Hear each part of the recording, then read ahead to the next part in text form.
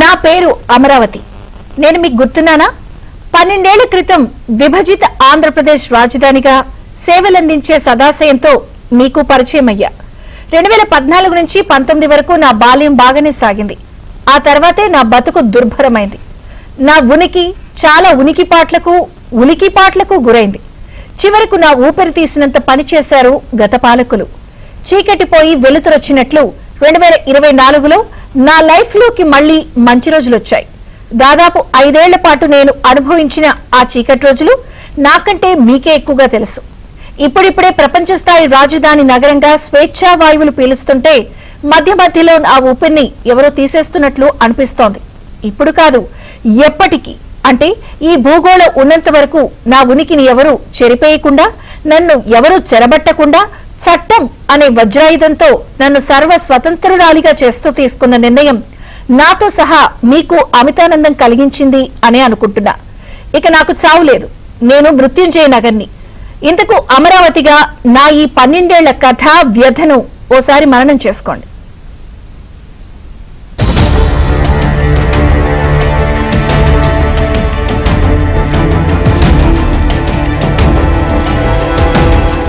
ఒక రాష్ట్ర రాజధాని అంటే 4 భవనాలు కాదు, రాష్ట్రంలో ఉండే వారందరికీ పరిపాలనా సౌలభ్యం, భౌగోళిక అనుకూలత, మౌలిక సదుపాయాలు, భద్రతకు ప్రాధాన్యం.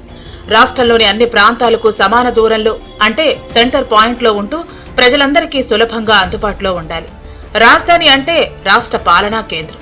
ముఖ్యమంత్రి, మంత్రులు, ప్రభుత్వ కార్యాలయాలు, హెచ్ఓడీలు, సెక్రటేరియట్ కార్యకలాపాలు ఇక్కడి నుంచే సాగిస్తారు. రాజధాని నగరానికి రాష్ట్రంలోని ఇతర ప్రాంతాలకు, దేశంలోని ప్రధాన నగరాలకు రోడ్డు, రైలు, విమాన మార్గాలతో అనుసంధానత ఉండాలి. అత్యాధునిక రహదారులు, నిరంతర విద్యుత్, తాగునీటి వసతి, సురక్షితమైన డ్రైనేజీ వ్యవస్థ ఇవన్నీ కలిగి ఉండాలి. వాణిజ్యం, పారిశ్రామిక అభివృద్ధికి ప్రోత్సాహం కల్పిస్తూ యువతకు ఉపాధి అవకాశాలు కల్పించేలా ఉండాలి. రాజధానిలో శాంతి భద్రతలు చాలా బలంగా, సురక్షితంగా ఉండాలి. ఒక్క మాటలో చెప్పాలంటే రాజధాని నగరం రాష్ట్ర సంస్కృతికి, అభివృద్ధికి ప్రతిబింబం. మరి ఈ సుగుణాలు అన్నీ ఉన్న నగరంగా అమరావతిని ప్రపంచ స్థాయి రాజధానిగా తీర్చిదిద్దేందుకు ఆంధ్రప్రదేశ్ ప్రభుత్వం ముఖ్యమంత్రి చంద్రబాబు నాయుడు నేతృత్వంలో అత్యాధునిక మౌలిక సదుపాయాలు, వసతులను ప్రణాళికాబద్ధంగా నిర్మిస్తోంది. అమరావతి నగరంలో ఐకానిక్ కట్టడాలు ఆకట్టుకోనున్నాయి. 250 మీటర్ల ఎత్తుతో అత్యాధునిక సాంకేతికతతో కూడిన అసెంబ్లీ భవనం నిర్మిస్తున్నారు. గ్లోబల్ ప్రమాణాలతో 50 అంతస్తుల సచివాలయం, విశాలమైన హైకోర్టు భవనాలను ప్రతిష్టాత్మకంగా నిర్మితమవుతున్నాయి. సచివాలయం చుట్టూ 5 అదనపు ఐకానిక్ టవర్లతో కూడిన హై రైజ్ బిల్డింగ్ క్లస్టర్ ను ఏర్పాటు చేస్తున్నారు. ఇవే కాదు, అత్యాధునికంగా మౌలిక సదుపాయాలు కల్పిస్తున్నారు. టెక్నాలజీ రంగంలో విప్లవాత్మక మార్పుల కోసం అమరావతిలో క్వాంటమ్ రీసెర్చ్ హబ్ ఏర్పాటు చేస్తున్నారు. ఇది క్వాంటమ్ రాజధానిగా అలరారనుంది. అమరావతి నగరం అంతటా మెట్రో రైలు కనెక్టివిటీ, విస్తృతమైన రహదారులకు రూపకల్పన చేశారు. కొండవీటి వాగు, పాలవాగులను ఆధునీకరించి విశాలమైన కాలువలుగా మారుస్తున్నారు. అలాగే 6 భారీ రిజర్వాయర్లను అభివృద్ధి చేస్తున్నారు. ఇక్కడ అన్ని వర్గాల వారు నివాసం ఉండేలా రాజధాని పరిధిలో 7 విభిన్నమైన సబ్ సిటీలను అభివృద్ధి చేస్తున్నారు. పర్యావరణ అనుకూలమైన నీటి వనరులు, పార్కులతో కూడిన నివాసయోగ్య నగరంగా అంటే గ్రీన్ సిటీని తీర్చిదిద్దుతున్నారు. ఎన్జీటీ ఆదేశాల మేరకు 217 చదరపు కిలోమీటర్ల పరిధిలో భూగర్భ పరిస్థితులను, నేలల స్వభావాన్ని అధ్యయనం చేసి నిర్మాణాలు చేపడుతున్నారు. అన్నింటికీ మించి అమరావతి నిర్మాణానికి కేంద్రం నుంచి ఉదారంగా ఆర్థిక సాయం అందుతోంది. ఇదిగాక హడ్కో ద్వారా 1000 కోట్ల నిధుల సమీకరణ జరిగింది. పోర్టుల వెంట 8 సబ్సిటీలతో అమరావతిని అనుసంధానించేలా ప్లాన్ చేస్తున్నారు. 125 అడుగుల ఎత్తైన ధ్యాన బుద్ధ, అమరావతి మహాచైత్య వంటి చారిత్రక ప్రదేశాలు ఇక్కడ హైలైట్ కానున్నాయి.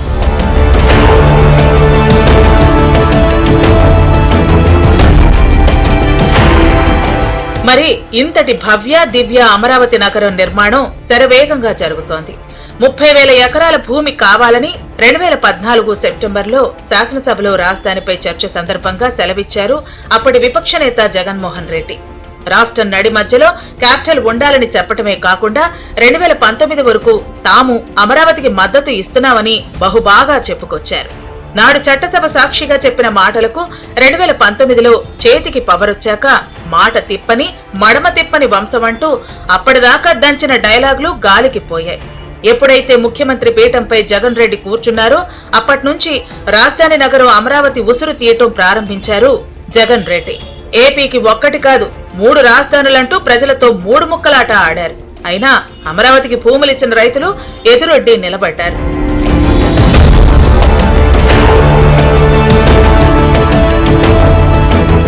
రాజధాని పరిధిలోని 29 గ్రామాల్లో 2015 జనవరి 1న భూ సమీకరణ ప్రారంభమైంది. 2015 ఫిబ్రవరి 28 నాటికి అమరావతి ప్రాంతంలో 33,927 ఎకరాల భూమిని భూ సమీకరణ ఒప్పందం కింద రైతులు రాష్ట్ర ప్రభుత్వానికి అప్పగించారు. 2015 అక్టోబర్ 22న ప్రధానమంత్రి నరేంద్ర మోదీ రాజధాని నిర్మాణానికి శంకుస్థాపన చేశారు. 2016 అక్టోబర్లో వెలగపూడిలో తాత్కాలిక సచివాలయం ప్రారంభించి హైదరాబాద్ నుంచి పరిపాలనను ఇక్కడికి తరలించారు. 2017 ఫిబ్రవరిలో అమరావతిలో తొలిసారిగా శాసనసభ సమావేశాలు మొదలయ్యాయి. 2017 మేలో స్విస్ ఛాలెంజ్ పద్ధతిలో అమరావతి స్టార్టప్ ఏరియా అభివృద్ధికి ఒప్పందం కుదిరింది. 2018 జనవరిలో ఉద్యోగులు, అధికారుల కోసం బహుళ అంతస్తుల సముదాయ పనులు ఆరంభమయ్యాయి. 2019 ఫిబ్రవరిలో అమరావతిలో తాత్కాలిక హైకోర్టు భవనం కూడా ప్రారంభమైంది. 2019 మేలో విట్, ఎస్ఆర్ఎం వంటి ప్రఖ్యాత యూనివర్సిటీలు తమ కార్యకలాపాలు స్టార్ట్ చేశాయి.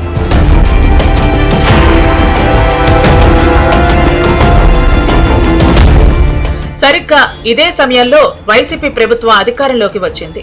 వెంటనే అంటే 2019 జూన్లో రాజధాని అమరావతి పనులను ఉన్నపళంగా నిలిపివేయించింది. 2019 డిసెంబర్ 17న ఏపీలో అధికార వికేంద్రీకరణ ముసుగులో 3 రాజధానుల ప్రతిపాదనను అసెంబ్లీలో ప్రకటించింది నాటి జగన్ సర్కార్. దీంతో డిసెంబర్ 18 నుంచి అమరావతి పరిరక్షణ సమితి ఆధ్వర్యంలో పోరాటం ప్రారంభించారు రాజధాని ప్రాంత రైతులు. 2020 జూలైలో పరిపాలన వికేంద్రీకరణ సిఆర్డీఏ చట్టం రద్దు చేస్తూ చేసిన బిల్లులకు ఆమోదం తెలిపింది అసెంబ్లీ.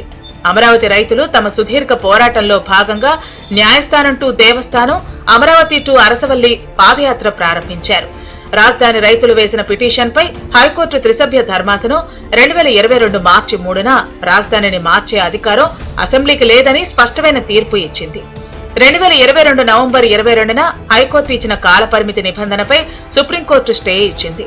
2024లో కూటమి ప్రభుత్వం అధికారంలోకి వచ్చిన తర్వాత జూన్ నుంచి అమరావతి పనులు పునః ప్రారంభమయ్యాయి. 2026 మార్చి 26న అమరావతికి చట్టబద్ధత కల్పించాలని రాష్ట్ర మంత్రివర్గం తీర్మానం చేసింది. 2026 మార్చి 28న ఏపీ అసెంబ్లీ విభజన చట్టంలోని సెక్షన్ 5లోని సబ్సెక్షన్ 2లో సవరణలు తీసుకొచ్చి అమరావతికి చట్టబద్ధత కల్పించాలని తీర్మానం కోరుతూ ఏకగ్రీవ తీర్మానం చేసింది.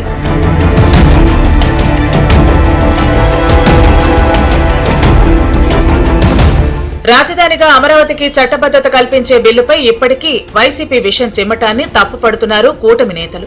తమ స్వార్థ రాజకీయం కోసం అమరావతి అంశంతో రెచ్చగొట్టే పాలిటిక్స్ చేసి పబ్బం గడుపుకోవాలని ప్రయత్నిస్తున్న వైసీపీ నేతలు అడ్డదిట్టమైన లాజిక్లతో మైండ్ గేమ్ ఆడుతున్నారు.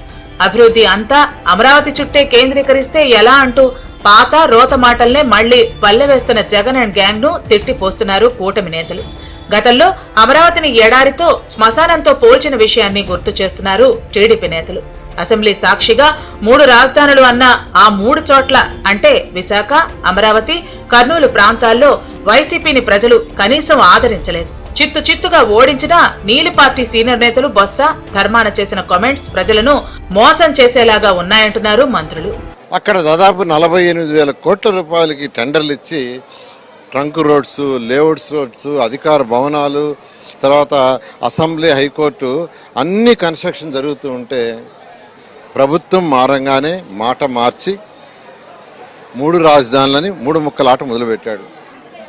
ఈ 3 ముక్కలాట మొదలుపెట్టా కాదు, అక్కడ రైతు సోదరులని నానా ఇబ్బందులు పెట్టాడు. మహిళలను బూట్కాలతో కొట్టారు, ఫెన్సింగ్ చేశారు. ఎక్కడన్నా ఉంటే ఫెన్సింగ్, వాళ్ళు టెంపుల్స్కి పోతుంటే పాదయాత్ర చేస్తుంటే వాళ్ళు ఎక్కడన్నా ఉండాలంటే ఉండడానికి కూడా లేకుండా చేశారు. అంత దారుణంగా చిత్రహింసలు రైతులు పెట్టారు, చిత్రహింసలు. వాళ్ళు గౌరవనీయ ముఖ్యమంత్రి గారి మీద నమ్మకంతో కేవలం 2015 జనవరి 1 నోటిఫికేషన్ ఇస్తే 2015 ఫిబ్రవరి 28వ తేదీ అర్ధరాత్రికి, అంటే కేవలం 58 రోజుల్లో ఒక్కటంటే ఒక లిటిగేషన్ లేకుండా 34,400 ఎకరాలకు కన్సెంట్ ఇచ్చారు. అది కేవలం ముఖ్యమంత్రి గారి నమ్మకంతో ఒక మంచి రాజధాని వస్తుంది. అమరావతి అంటే ఆంధ్రప్రదేశ్ ప్రజల ఆత్మ. ఒక భావోద్వేగం, స్వచ్ఛందంగా 33,000 ఎకరాల భూమి ఇచ్చిన రైతుల త్యాగం. నాటి శాతవాహనుల కాలం నాటి చారిత్రక ఆధ్యాత్మిక ప్రాంతమైన అమరావతిని రాజధానిగా ఎంచుకోవటం చారిత్రక విశేషం. విభజిత ఆంధ్రప్రదేశ్ కు ఒక గుర్తింపు ఇచ్చే ప్రయత్నమే అమరావతి నిర్మాణం. అంటే ఏపీ ప్రజల ఆత్మ గౌరవం, ప్రపంచ స్థాయి నగరంగా అమరావతిని చూడాలనుకునే ప్రజల కల. అలాంటి అమరావతి రాజధాని నగరంగా ఆవిర్భవించేందుకు 12 ఏళ్లుగా ఎదుర్కొన్న కష్టాలు అన్నీ ఇన్ని కావు. అనేక బాలరిష్టాలను, ఎన్నెన్నో కఠిన పరీక్షలు తట్టుకుని సగర్వంగా నిలబడింది. భవిష్యత్తులో మరెవరూ కూడా రాజధాని జోలికి వెళ్లకుండా చట్టబద్ధత కల్పించేందుకు ఏకంగా ఆంధ్రప్రదేశ్ పునర్విభజన చట్టానికి సవరణలు తీసుకువచ్చి చిత్తశుద్ధి చాటుకుంది చంద్రబాబు, పవన్ కళ్యాణ్ నేతృత్వంలోని కూటమి సర్కార్.